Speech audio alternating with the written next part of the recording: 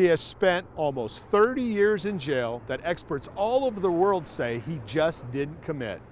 Claude Garrett was convicted of killing his girlfriend by arson. But the problem is, if there's no arson, there's no murder. February 1992, Claude Garrett and his fiancée Lori Lance come back from the bars after a night of drinking. Garrett says they watch a little TV, smoke some cigarettes on the couch, and then head to bed. Garrett says they wake up to fire and smoke. Garrett gets out the front door. Lance dies in the laundry room.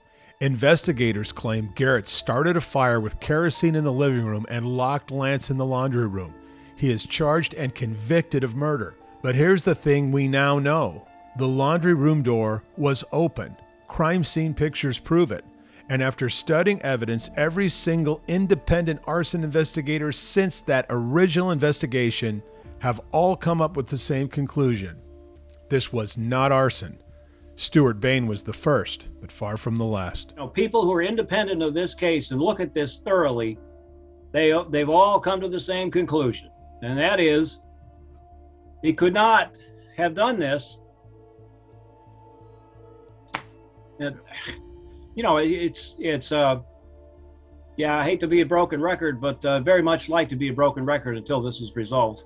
Bain was asked to review the case 18 years ago. He feels so strongly about it, the arson expert has worked pro bono for Claude Garrett for 18 years. Since then, a who's who of arson experts have looked at the case.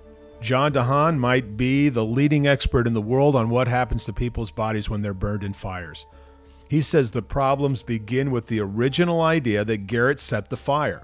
Lori Lance was barefoot and would have had to run through the living room to get to the laundry room. Pour kerosene on the floor, you're going to have a pool fire at floor level with flames a few inches high. And if you're walking through it, you're going to have some sort of damage. Lance had no burn marks on her feet. Absolutely impossible with the prosecution's theory. There's more. Lance and Garrett had nearly identical burns, suggesting they were both burned exactly the same way in exactly the same place. We could go on with so much technical information it would be numbing and too much for this story, but what you need to know is other than the original Davidson County detective and ATF fire investigator, not one expert in the world who has looked at this fire says it's arson. But if you have people who have been, on both sides of the issue, and universally they all say, no, that call of that being arson was wrong, you really have to, that's an incredible score at that point.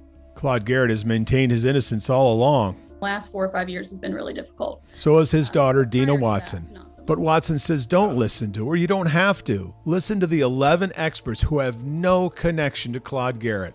But the hard part now is, you've got so many people who are saying this is not possible, and the door's still closed.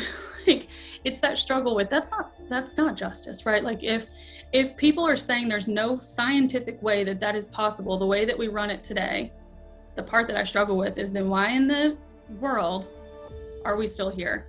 That's the question. That's why the Innocence Project took the case. They call it a conviction based on junk science. That's why the DA's office put it in the hands of its conviction review unit that reinvestigates possible wrongful convictions. By law, the DA's office can't comment on the review process, but every indication appears it is near complete. Has Claude Garrett spent 29 years in jail as an innocent man? He can't even let himself think of that. I have hope, and like I said, I've always had faith that the truth would come out. And when an unbiased entity takes a look at something like this, it's encouraging, hopeful. All I can do now is just wait and see what they do.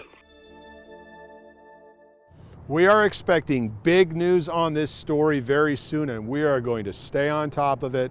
We will have that for you the moment it happens. I'm Dennis Ferrier, Fox 17 News, your Code Red station.